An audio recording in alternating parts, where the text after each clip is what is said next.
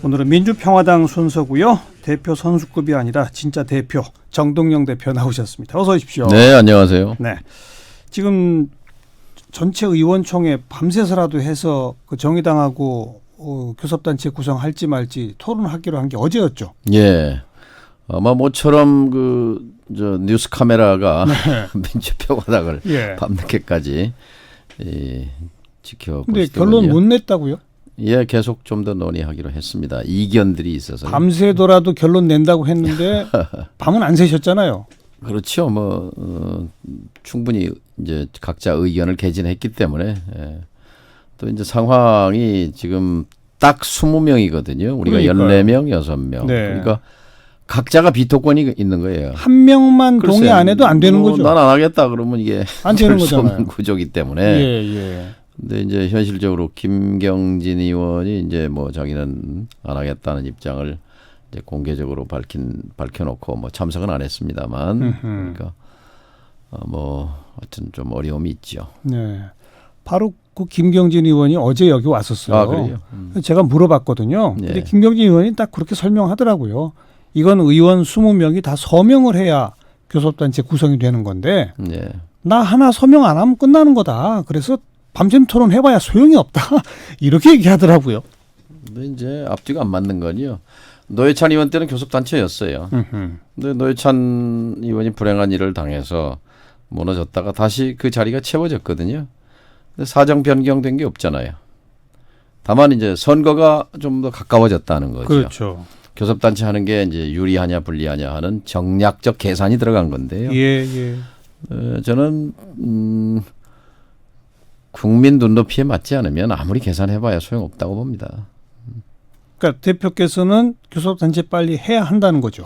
왜냐면요. 예. 국회는 300명이 있지만 이제 회사로 말하면 이사회에서 결정하거든요. 맞아요. 그렇죠? 그게 근데 교섭단체 이사회에 지금 이사가 3명이에요. 예. 자유한국당, 바른미래당까지 더불어당하고 우린 이사회에 못 들어가거든요. 예. 그냥 밖에 있는 직원이 회사로 말하면 임원이 못 된 건데 예. 임원 자리 하나를 갖자는 거거든요. 예. 그 회사의 의사결정에 참여해서 예.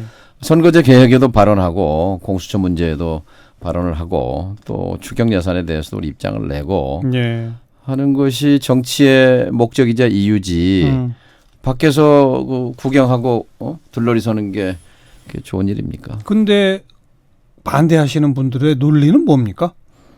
이제 바른미래당이 곧 깨질 텐데 그쪽하고 당대당 통합을 하든지 그게 순서 아니냐인데 네. 그렇게 쉽게 정리가 되겠습니까?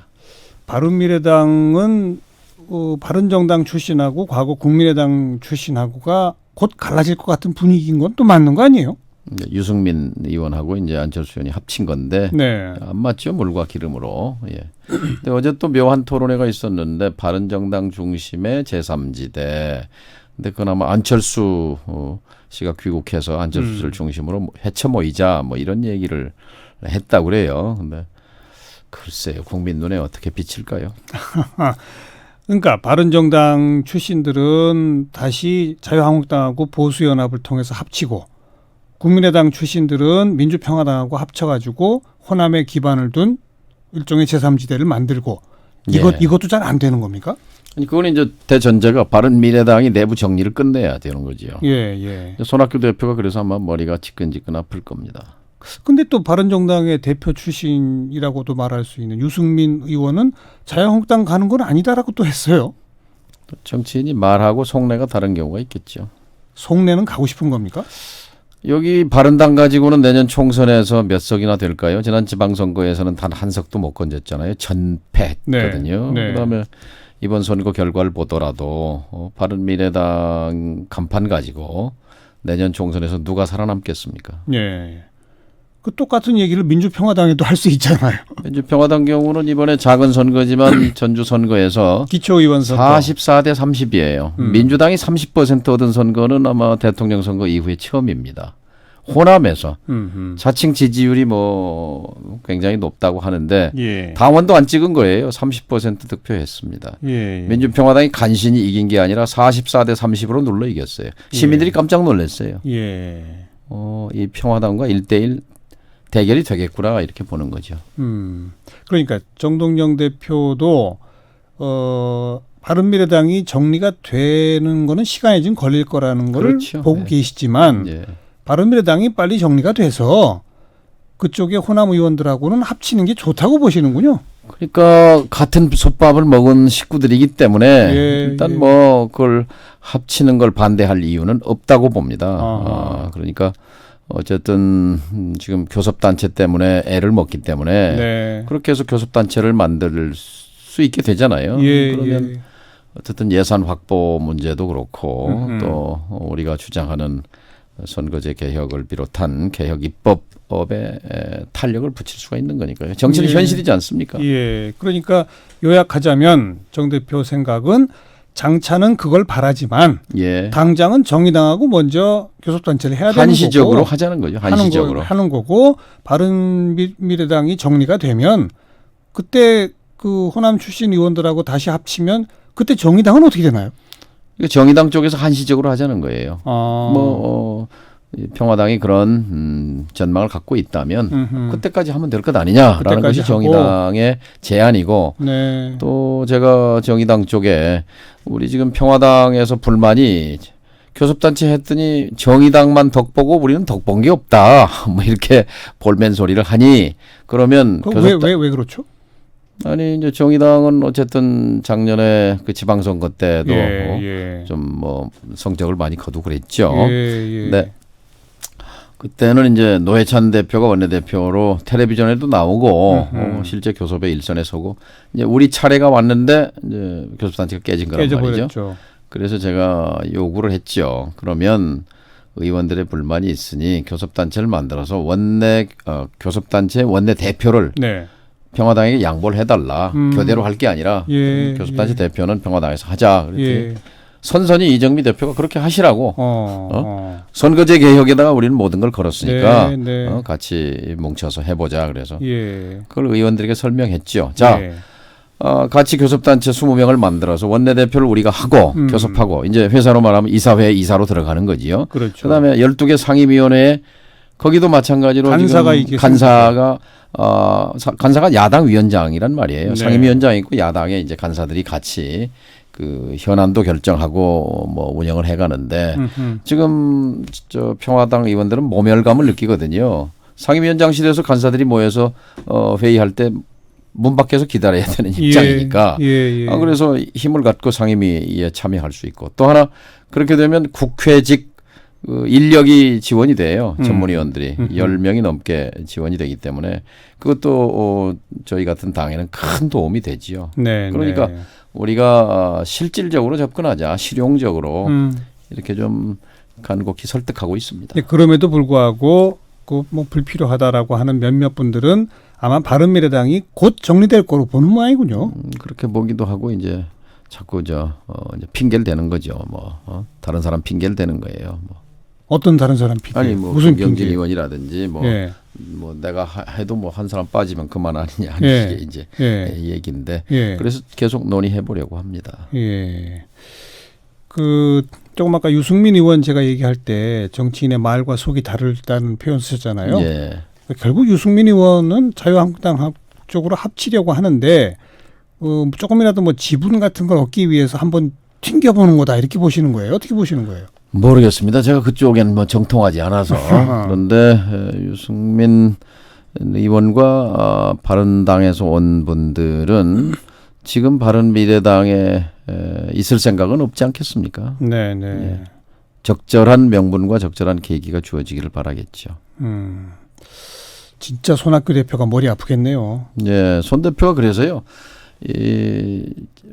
신속 처리 절차 이거 결단해야 합니다. 패스트 트랙. 약속했던 것이고 그래서 이제 어제도 저희 평화당 의원들이 결의한 게 뭐냐면 문 대통령이 양보해라 공수처에 바른당에서 요구하는 걸 받아라. 그러니까 기소권 없이 수사권만 주는 걸로. 그렇죠. 수사권 있는 공수처. 중요한 건 수사지요. 부패 수사, 범죄 수사지요. 기소를 하냐 안 하냐는 그 기소권은 형식적일 수 있습니다. 그리고 싱가포르의 탐오조사국은 수사권이 없이 싱가포르를 세계 청렴도 1등 국가로 만든 기구잖아요. 홍콩의 염정공소도 수사권만 있습니다. 그리고 과거에 노무현 대통령 입장도 그러했어요. 공수처가 기소권 수사권을 다 갖게 되면 또 하나의 괴물이 될 수 있다. 그러니 이거 나누어서 수사권만 가진 공수처, 그리고 만일 검찰이 기소를 안 하게 되면 재정 신청을 할 수 있는 재정 신청권을 부여하면 된다. 예, 예. 이게 노무현 대통령의 제안이었어요. 그럼 뭐 굳이 지금 문 대통령과 더불어민주당이 기소권 없이는 안 된다, 여론이 나빠서 안 된다, 이건 핑계라고 생각합니다. 그러니까 바른당의 제안을 받아주고 손 대표는 신속 트랙 결단해라. 이제 그게 저희 요구입니다. 네. 그래서 근데 바른미래당 안에 특히 유승민 의원 같은 경우는 선거제를 패스트트랙 올리는 거는 다수의 횡포다라고 아주 공개적으로 반대하고 있거든요. 이제 그렇게 되면 뭐 갈라서겠죠. 그게 명분이 돼서. 아, 패스트트랙을 계기로 갈라서는 그럼 뭐 아주 훌륭한 명분이지요. 어제 그 정개특위 심상정 위원장도 이제 다음 주 초 정도면은 결단해야 된다. 뭐 이런 시점까지를 얘기를 했거든요. 근데 진짜 될 것 같습니까? 저는 패스트트랙? 될 수밖에 없는 구조라고 생각해요. 그래요? 왜냐면요. 거의 물 건너갔다고 보는 사람들이 더 많은 것 같은데. 사실 작년 8월 네. 저 정동영이 당대표 되기 전에 선거제도 개혁이 뉴스에 나오기나 했습니까? 제가 지난 8월 5일부터 거의 1년 이제 줄기차게 외쳐왔습니다. 여기까지 왔는데요. 예. 지금 1년 뭐 되겠나 하지만 작년에도 그랬지만 저는 역시 된다고 믿는 편입니다. 왜냐면요. 네. 이거 안 하면 이 정권 끝난 5년 뒤에요. 내가 뭘 했다고 내놓을 게 아무것도 없습니다. 빈손 정권입니다. 아마 이걸 해야 공수처 만들었지 않냐. 네. 선거제 개혁했지 않냐. 라고 말할 수 있는 건덕지가 있는 거지요. 네. 관련해서 문희상 국회의장이 또 국회에서 총리를 복수로 추천하면 대통령이 그 가운데 한 명 임명하는 뭐 이런 이 개헌 원포인트 개헌이죠. 네, 그런 의견을 또 내놨어요. 예. 그 점 어떻게 보세요? 예, 저는 뭐 즉각 환영 논평 성명을 내라고 했습니다. 그래서 우리 당은 좋다, 그거 합시다. 말하자면 정치는 가능성의 예술인데 네. 촛불을 들었던 시민들이 요구한 게 뭐였습니까? 결국 뭐 정치를 확 바꾸라는 거 아니겠어요? 하나 대통령 권력은 나누라는 거고 국회 권력은 다당제로 가는 것이 저는 정치 개혁의 핵심이라고 보는 거고요. 자, 촛불 든 시민들이 요구한 재벌 개혁 관련해서 뭘 했을까요? 상법을 바꿨습니까? 공정거래법을 바꿨습니까? 아니면 바꾼 게 하나도 없어요. 제도 개혁을. 못 바꾸고 있죠. 그렇죠. 근데 핑계는 계속 야당을 핑계대지만 이제 야당 핑계대기에는 이미 집권 3년 차입니다. 그래서 아무튼 오늘 문희상 의장께서 말씀한 원포인트 개헌 그거는 지금 자유한국당이 요구하고 있는 것과도 맞닿아 있고 하기 때문에 5당이 결심하면 못할 거 없죠. 그리고 이럴 때 저는 문 대통령이 발언해야 된다고 봅니다. 네. 좋다. 네. 그럼 확 불이 붙죠. 예. 이런 게 정치 아니겠습니까? 예. 개헌 문제도 선거제 개혁도 다 한물 간 것처럼 보이는데 정 대표 보시기에는 가능하다. 항상 정치는 살아 있습니다. 살아 있는 거고요. 워낙 살아있는 모습이 잘 안 보여서요. 지지부진의 모습만 보여서. 그리고 개헌해서 문 대통령 시대에 쓰자는 게 아니라 다음 대선 때부터 하자는 거니까요. 네. 그건 임기 이후 얘기잖아요. 네. 그러면 원래 문 대통령이 개헌안도 국회에 낸 분 아닙니까? 그럼 국회의장이 얘기했으면 화답해야죠. 아무런 반응이 없죠, 아직은. 그러니까 정치를 좀 했으면 좋겠어요, 대통령이. 자유한국당도 국회에서 복수로 총리 추천에는 아직은 반대 아닌가요? 이제 그 내용이야 뭐 복수 추천도 되고 단수 추천도 되지만 현재 헌법 위반이거든요. 이 정권 운영이 역대 정권이.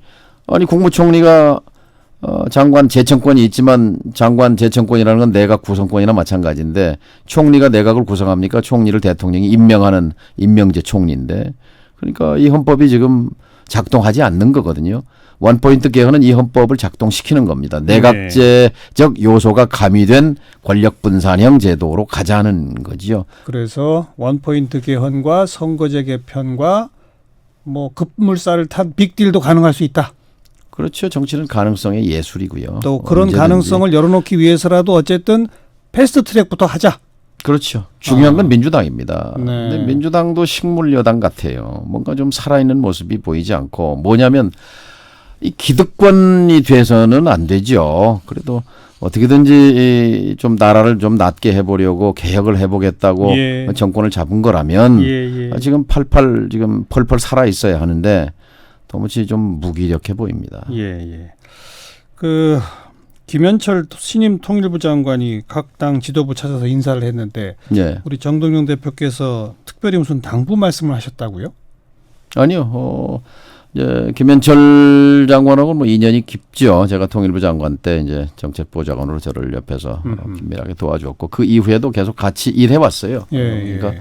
뭐 어떻게 보면은 제가 장관된 것 같은 그런 느낌이 듭니다. 네, 그래서 네. 저와 생각이 같기 때문에요. 그래서 음. 중요한 게 국론 통합 아닌가. 국론 통합에 좀 야당과 정보를 좀 공유하는 게 좋겠다. 아하. 자유한국당도 열심히 찾아가서 예. 돌아가는 상황 좀 설명해주고 뭐 그런 얘기를 좀 강조했습니다. 대통령 미국 갔는데 잘 될까요? 아마 굉장히 어깨가 무거운 발걸음이 무거웠을 겁니다만 이건 참 굉장히 중요한 전기입니다. 지금 사실상 네오콘 볼튼에다가 또 강경파로 변모하고 있는 폼페이오 멀베이니 비서실장 대리 등등에게 둘러싸여 있는 트럼프와 예. 어쨌든 담판할 수밖에 없습니다. 예. 담판의 핵심은 그겁니다. 지금 미국이 앞으로 나와 있고 한국이 뒤로 쳐져 있잖아요. 다시 예. 앞으로 나서야 합니다. 예. 나서지 않으면 북미 간에 될 수가 없어요. 예. 예. 그러니까 앞으로 나서려면 뭔가 트럼프로부터 받아야죠. 받아가지고 와서 예. 판문점에서 김정은 위원장과 원포인트 정상회담 해야죠. 예. 판문점 정상회담 해야죠. 예. 그렇게 해서 끌고 가야 합니다. 예. 뭘 받아와야 돼요, 트럼프 근데 대통령? 이제 트럼프 대통령과의 얘기에서 그 실마리는 스냅백에 있는 것 같아요. 스냅백이라고 역진 하는 건? 방지. 그러니까 제재 풀어주고 이행 안 하면 다시 역진하는 것. 그것에 대해서 다시 제재를 하는 것. 예. 어쨌든 하노이에서 그 부분에 대해서 트럼프 대통령이 흥미를 보였다는 거니 긍정적으로 네네. 참모들은 말렸지만 네. 그러니까 그것이 아마 중요 단서가 되겠죠. 네. 우리 문재인 대통령이 트럼프 대통령한테 뭔가 중재안을 내야 되죠. 그러니까 지금 일괄 타결 한꺼번에 하자는 거고 여기서는 네. 단계적으로 하자는 그러니까요. 거 아니겠습니까? 네. 네. 방법론 얘기죠. 근데 두 개를 묶어가지고 둘로 나누면 되지요. 그러니까 두 개로 묶는다는 건 자 이제 그 포괄적 해법이라는 거지요. 그래서 목표는 완전한 비핵화라고 김정은 위원장도 뭐 여러 번 얘기했으니까 완전한 비핵화의 내용을 채워서 합의하고 네. 그리고 그러나 완전한 비핵화가 하루아침에 될 수도 없거니와 또 이 제재 해제도 제가 지난 얼마 전에 한미일 삼각회의 때 미국의 의원들이 5명 왔어요. 제가 예. 물어봤어요. 예. 자 그러면 완샷으로 한 번에 그 비핵화하라고 요구하는데 그러면 한 번에 제재 해제는 되는 거냐 그랬더니 그건 불가능하다는 거예요. 그러면 한 번에 제재 해제가 안 되는데 네. 한 번에 비핵화를 요구하는 것도 안 맞지 않느냐 대답을 못 해요. 네, 그러니까 어쨌든 포괄적 합의 2단계 또는 3단계로의 이행 뭐 이런 거죠. 네. 그러니까 일단 시나리오를 같이 써서 서명하자는 거게 포괄적 합의인 거죠. 그렇죠. 그 시나리오 하에 시점별로 북한은 뭘 하고 미국은 뭘 하고가 단계적인 거고. 이제 불신의 대상이 늘 이제 잘게 그렇죠. 쪼개가지고 네, 네. 이제 저 북한한테 당했다는 뭐 이제 그런 거기 때문에 잘게 쪼개지 말고 크게 쪼개서 뭐 크게 한 2단계, 3단계로 해서 가자. 예. 그러니까 큰 단계는 이제 또 조기 수학이라는 말 나오잖아요. 네. 지금 작년 평양에서 9.19 합의 때 남북 정상회담 때도 얘기했고 이번에 하노이에서도 얘기한 게 영변 네. 폐기하겠다고 한 거 아닙니까? 그렇죠. 그거 수학하자는 거지요. 예, 예. 미국의 최고 전문가가 스탠퍼드 대학에 있는 해커 박사인데요. 그 영변에 가봤잖아요. 네. 그분이 지금 뭐라고 평가하느냐. 영변 핵시설은 북한 핵 능력의 최소 50% 또는 70%다 이렇게 말해요. 예, 예. 혹자는 80%라고 말하기도 합니다. 예. 이것을 조기 수학하자는 거죠. 예. 그러니까 미국과 북한의 전문가, IAEA 전문가들이 달라붙어서 음. 해체하면 북한 핵 능력의 50% 70%가 날아가는데 네. 그리고 또 이미요 작년 싱가포르 6월 12일 직후에 트럼프 대통령이 뭐라 그랬냐면 북한 핵시설의 20%를 뜯어내면 돌이킬 수 없는 비핵화로 볼 수 있다. 이렇게 네. 말했어요. 본인의 입으로. 아니 그러다 또 바뀌었잖아요. 그러니까 앞뒤가 안 맞죠. 그러니까. 강경파로 다시 돌아서. 그래서 이 트럼프의 말을 그냥 듣고만 와서는 안 되는 거죠. 알겠습니다. 그러니까 포괄적인 합의를 하고 좀 크게 자른 단계적 로드맵을 만들어 놓고 그게 답이죠. 게다가 단계적 제재 완화를 했다가도 이행하지 않으면 스냅백, 그렇죠. 다시 제재 복귀하는 뭐 이 정도면 트럼프 대통령도 받아들이지 않겠느냐. 왜냐하면 그게 흥미를 보였다는 거거든요. 네. 스냅백. 왜냐하면 네. 이분은 이제 거래 전문가잖아요. 예. 거래하다가 다시 되물릴 수 있으면 그건 나쁜 거래가 아니다 이렇게 되는 거죠. 이번에 알려지기로는 그 남북 정상회담 같은 걸 좀 먼저 하고 한미 정상회담 하는 게 좋은데 미국 측에서 그냥 한미 정상회담 먼저 해도 좋다라고 해서 이렇게 가게 된 거라고 알려져 있거든요. 예. 그걸로 봐서는 미국도 뭔가 좀 준비하고 있다고 봐야 되지 않을까요? 저는 된다고 봅니다. 이것도요. 네. 이것도 되게 다 비핵화 되겠냐, 포기하겠냐, 네. 김정은 믿을 네. 수 있냐, 뭐 그러는데요. 결국 뭐 아시다시피 외교는 국내 정치의 연장 아닙니까? 네, 네. 지난번 하노이 깨진 것도 국내 정치가 반영된 거고요. 그다음에 이번에는 뭔가 4월부터 12월까지 8개월 동안에 뭔가 이뤄내야 트럼프 재선으로 가는 가도에 바람불이 예. 켜지는 거죠. 지켜봅시다. 자, 민주평화당의 정동영 대표였습니다. 고맙습니다. 예, 감사합니다.